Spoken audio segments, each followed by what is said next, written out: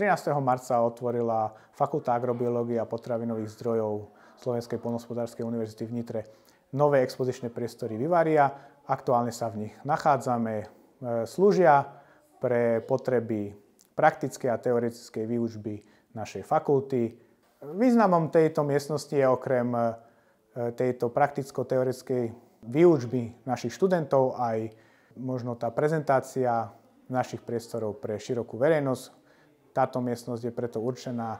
V týchto priestoroch môžeme vidieť 17 nádrží, z toho takmer všetky sú bioaktívne.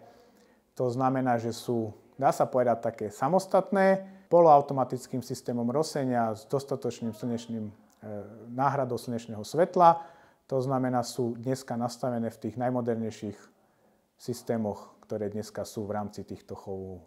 V týchto priestoroch vidíme 3 druhy chameleónov, 4 druhy gekonov, 3 druhy hadov, 6 bezstavovcov, korytnačky a obojživelníky.